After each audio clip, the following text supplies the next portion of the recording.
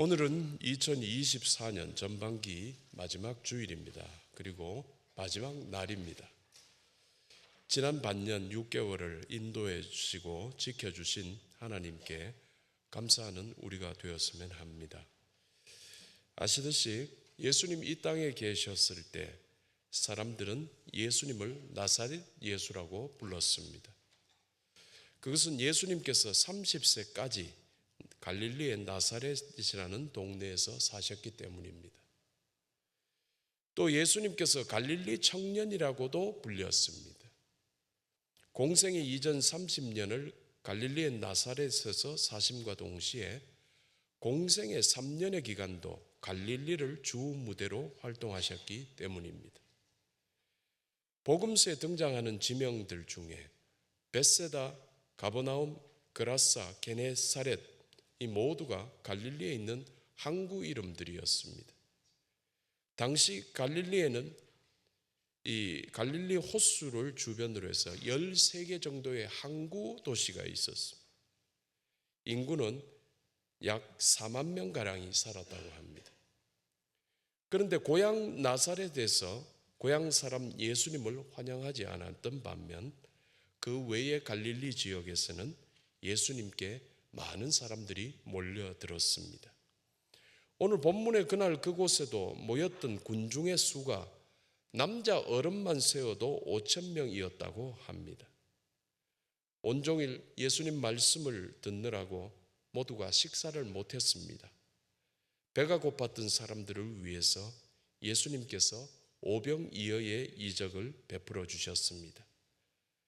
떡 5개와 물고기 2마리로 그 수많은 사람들을 다 먹이고 남기셨습니다. 요한복음 6장 11절 말씀 우리 함께 읽겠습니다. 예수께서 떡을 가져 축사하신 후에 앉아있는 자들에게 나누어 주시고 물고기도 그렇게 그들의 원대로 주시니라. 헬라어 성경에서는 호손 에델론이라는 말이 나옵니다. 이 표현은 뭐냐면은 그들이 원하고 있었던 것만큼이라는 말입니다. 그들의 원대로. 사람들은 대식가가 있고 소식가도 있죠. 그래서 대식가가 배 터지도록 먹을 수 있을 정도, 먹고 싶은 만큼, 그리고 먹을 수 있는 만큼 주셨다는 것입니다. 그러니까 그날 모였던 그 사람들은 전부가 모두가 배불리 먹게 하셨다는 뜻입니다. 정말 대단한 사건이었죠. 애 도시락이었습니다. 애 도시락, 애가 한 끼 먹는 도시락, 작은 떡 5개, 아마 조그만 떡이었던 것 같고 물고기, 작은 물고기 아마 2마리였겠죠. 먹는 신용만 하더라도 불가능했는데 실제로 여자들이나 아이들의 수는 세지도 않고 남자 어른만 세서 5,000명을 배불리 먹게 하셨는데 이렇게 배불리 먹이고도 12광주리를 남겼습니다. 그래서 그날 그 들판에서 제공된 음식의 총량은 아마 어마어마했을 것입니다. 도대체 먹어치운 양이 얼마일지 아무도 모릅니다. 먹고 없어진 것은 굳이 말하지 않더라도 분명 도시락 하나에서 시작을 했는데 다 배불리 먹고도 남은 것이 12광주리에 가득 찼었다는 사실에 사람들은 전부 입이 딱 벌어졌었겠죠. 이때 다른 소리 할 사람이 있을까요? 모두 이구동성으로 외쳤습니다. 성경의 증거는 이러합니다. 요한복음 6장 14절입니다. 우리 함께 읽겠습니다. 그 사람들이 예수께서 행하신 이 표적을 보고 말하되 이는 참으로 세상에 오실 그 선지자라 하더라. 그래서 사람들은 예수님을 억지로 붙들어서 자기들의 왕으로 세우려고 했습니다. 왕이 되면은 이제 그의 백성이 되어서 우리가 늘 이렇게 배불리 먹고 살 수 있으면 좋겠다라는 것입니다. 그런데 참 놀라운 것은 우리 예수님께서 오히려 그들을 피해서 떠나가셨다는 사실입니다. 왜 피하셨을까? 왜 떠나셨을까? 이는 그들이 예수님께 나아왔으되 다른 목적으로 예수님께 나왔기 때문입니다. 우리도 다른 목적으로 예수님께 나오면 예수님께 영광이 되지 못합니다. 예수님께서 피해 떠나버리시자 그들은 예수님을 찾아 이리저리 헤매고 찾아다녔습니다. 집에도 가지 않고 밤새 예수님을 찾아다녔습니다. 나중에는 배들을 동원했는데 여러 척의 배에 나누어 타고 예수님을 찾아 나섰습니다. 갈릴리 가버나움은 공생의 시절 예수님의 집이 있었을 것으로 추정하는 곳입니다. 그러므로 여러 척의 배를 타고 그들은 가버나움으로 갔던 듯합니다. 그리고 거기서 그들이 예수님을 만나게 되었습니다. 성도님들, 그들은 왜 이렇게 유난을 떨고 있었을까요? 예수님께서 그 이유를 말씀하시고 계십니다. 요한복음 6장 26절인데요. 너희가 나를 찾는 것은 표적을 본 까닭이 아니요 떡을 먹고 배부른 까닭이로다.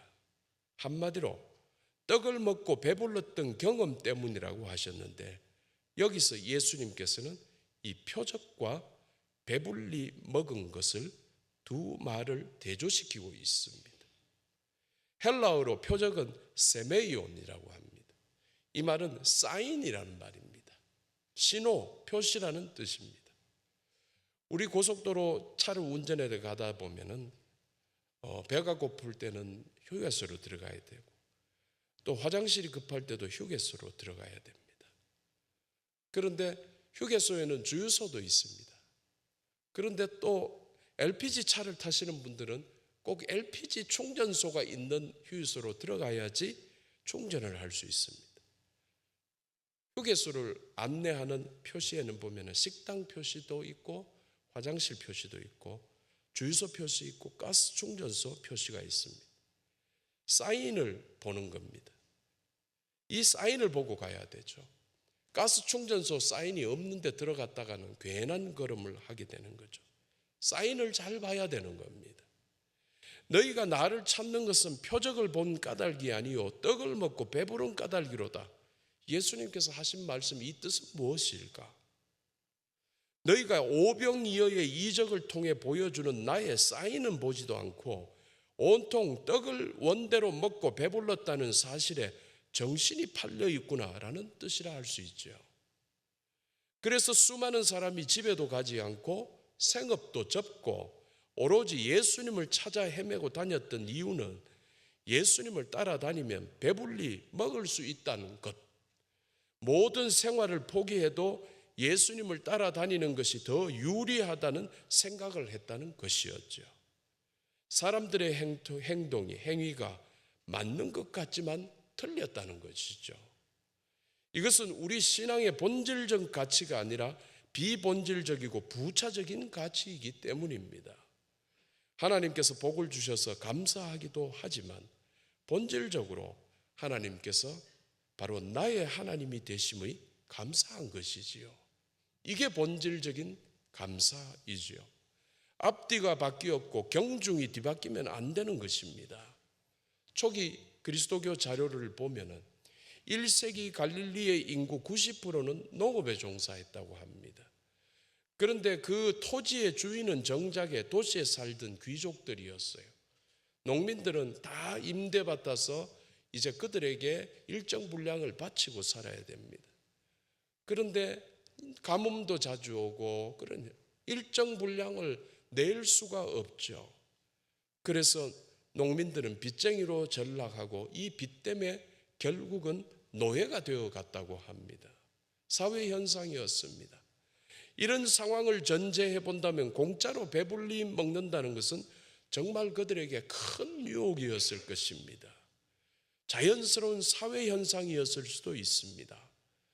그러나 우리 주님께서는 이런 사람들을 위해서 향해서 말씀하시지요. 요한복음 6장 27절인데요. 썩을 양식을 위하여 일하지 말고 영생하도록 있는 양식을 위하여 하라. 이 양식은 인자가 너희에게 주리니. 여기서 인자는 우리 예수님이십니다. 예수님께서 말씀하시길 먹으면 똥이 되고 마는 썩을 양식이 아니라 영원한 생명, 영생하도록 있는 양식을 위해서 일하라라는 말씀이셨습니다. 본질적 가치를 위해서 살라는 뜻입니다. 아브라함의 아들 이삭에게는 두 아들이 있었습니다. 그런데 큰 아들인 에서가 자신이 가진 장자권을 팥죽 한 그릇에 둘째에게 팔아버린 사건이 생겼습니다. 심리학에서는 주관심, 부관심이라는 용어를 사용합니다. 그런데 가장 우선적인 관심이 주관심이고, 이 주관심이 이루어졌을 때 다음으로 그 자리를 차지하게 되는 관심이 부관심입니다. 우리나라에는 없지만은 미국 같은 경우는 부통령이 있습니다. 부는 대통령이 있을 때는 아무 별 의미는 없습니다. 그런데 혹시 대통령이 아파서 통치를 못할 경우 그가 그 일을 대신하게 되는 겁니다. 그래서 주관심, 부관심도 그 원리와 같습니다. 그때 에서의 주관심은 팥죽 한 그릇을 먹어서 배고픔을 면하는 일이었고, 장자권이 부관심이었던 셈입니다. 그런데 이 장자권이 무엇이었습니까? 바로 하나님의 축복에 관련된 모든 것이었습니다. 그런데 하나님의 축복에 관련된 이 장자권이 에서에게는 주관심이 되지 못했지만 야곱에게서는 이것이 주관심이었습니다. 천국은 침노하는 자의 것이라고 하셨습니다. 그래서 하나님의 축복이 야곱에게 임하게 되었던 것입니다. 장자권은 눈에 보이지도 않고 손으로 만질 수도 없는 영적 가치입니다.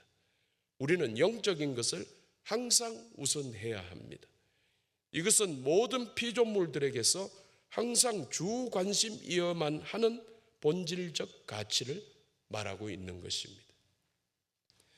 믿음은 바라는 것들의 실상이요 보이지 않는 것들의 증거라고 했듯이, 장자권도 믿음으로 바라는 것이고 믿음으로만 볼 수 있는 것입니다. 믿음으로 바라보게 되는 영적이고 미래적인 것이 우리의 주관심이냐 아니면 부관심이냐의 차이는 그 인생의 결과가 확연하게 다르게 드러난다는 사실입니다. 그런데 어떤 분들은 이렇게도 말할 수 있습니다. 먹는 것만큼 중요한 게 어디 있습니까? 다 먹자고 하는 일인데 먹는 것보다 시급한 일이 어디 있습니까? 물론 맞죠. 그러나 주님께서 우리 같은 인생에서 무엇이 시급한 것인지를 모르실까요? 우리 주님 전지전능하신 분이십니다. 모르시는 것이 하나도 없고 못할 것이 하나도 없으시기에 이미 다 알고 계십니다. 배고픈 사람이 배불리 먹는 것이 가장 시급한 것이라는 것도 잘 알고 계시고, 그리고 지금도 이 문제를 해결해 주시고 계시지요. 그럼에도 불구하고 우리에게 가장 시급해 보이는 것 대신 오히려 우리에게 시급해 보이지 않을 수 있는 것을 강력 추천하시는 이유가 무엇입니까? 우리 인생은 어리석어서 주관심과 부관심이 뒤바뀌어 있을 때가 너무 많기 때문입니다. 본말이 전돌될 때가 얼마나 많은지 모릅니다. 이는 시급하다는 이유로 정말 가장 본질적인 것을 강구하는 우리의 본능적 어리석음을 지적하고 계시는 것입니다. 먹고 사는 게 바빠서 교회에 못 갑니다 는 말이 맞습니까? 틀렸죠. 먹고 사는 게 시급해도 구원 얻는 것은 더 시급한 것입니다. 먹고 사는 것이 시급해도 구원 얻는 것을 연기해버렸다는 말은 완벽하게 틀린 말입니다. 그렇다면 오병이어의 이적을 통해서 주님께서 주시는 사인은 무엇입니까? 우리가 이 사인을 읽어야 합니다. 그것은 바로 누구는 더 먹고 누구는 덜 먹고 혹은 못 먹고가 아닌 세상에 대한 사인입니다. 우리 사는 세상은 누구는 더 먹습니다. 누구는 덜 먹어야 합니다. 어떤 이는 못 먹고도 삽니다. 이게 세상 사는 우리의 세상의 것인데, 하나님의 나라는 누가 더 먹고 덜 먹고가 없고 못 먹고가 아니라 모두를 배불리 먹이시는 하나님의 사랑의 나라라는 것을 지금 보여주고 계시는 것입니다.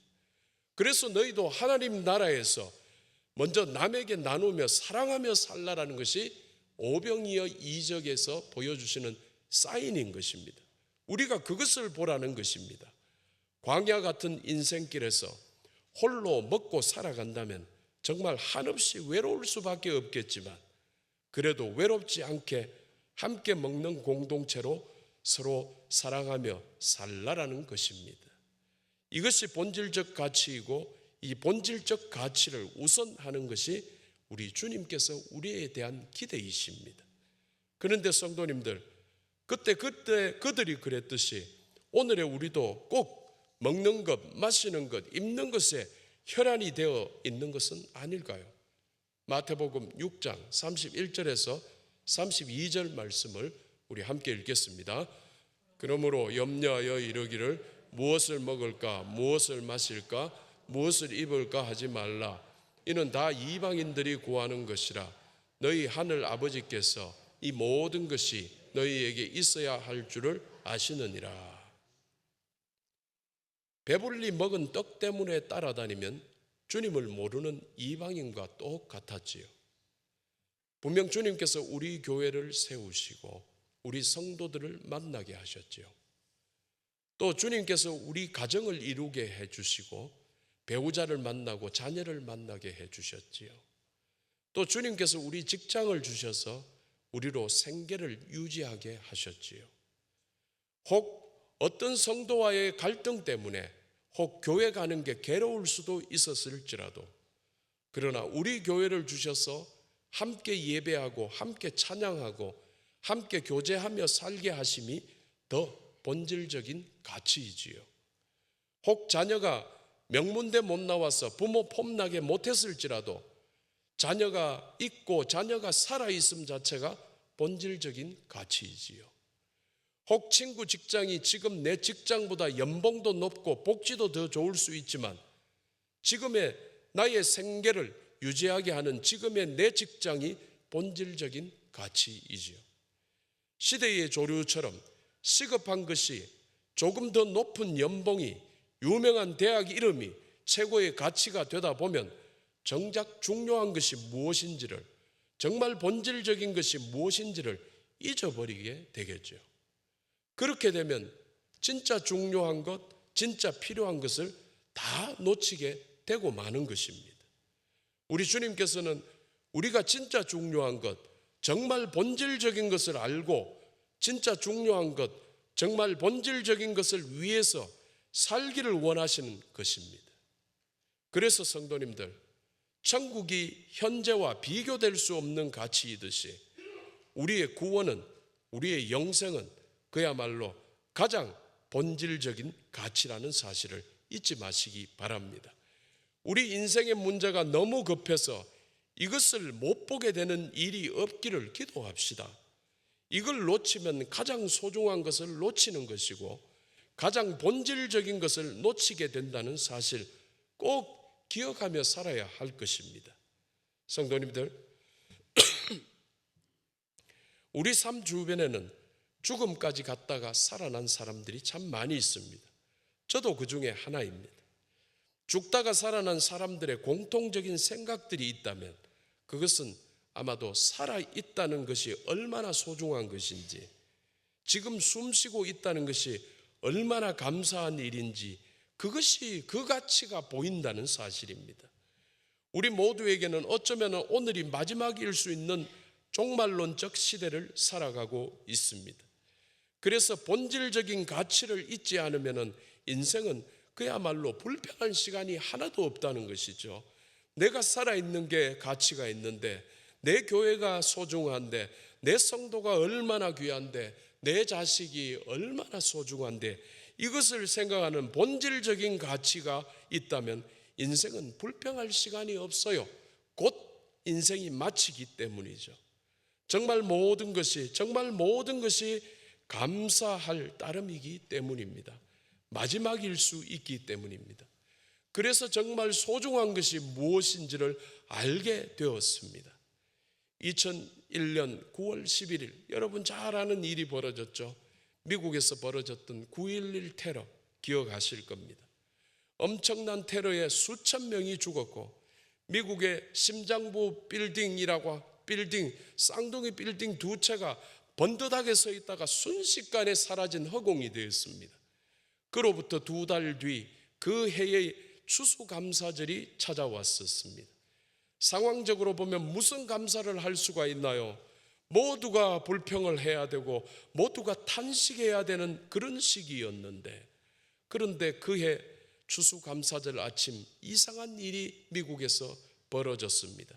미국의 조간신문들 온통 감사의 메시지로 도배를 했었습니다.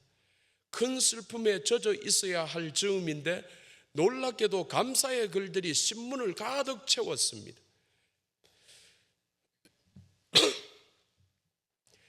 사연들은 천차만별이었지만 그 사연들의 공통적인 메시지가 있었지요.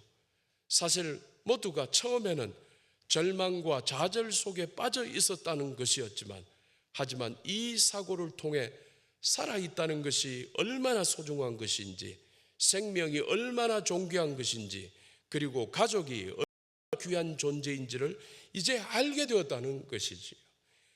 본질적 가치를 깨닫게 되었다는 것입니다.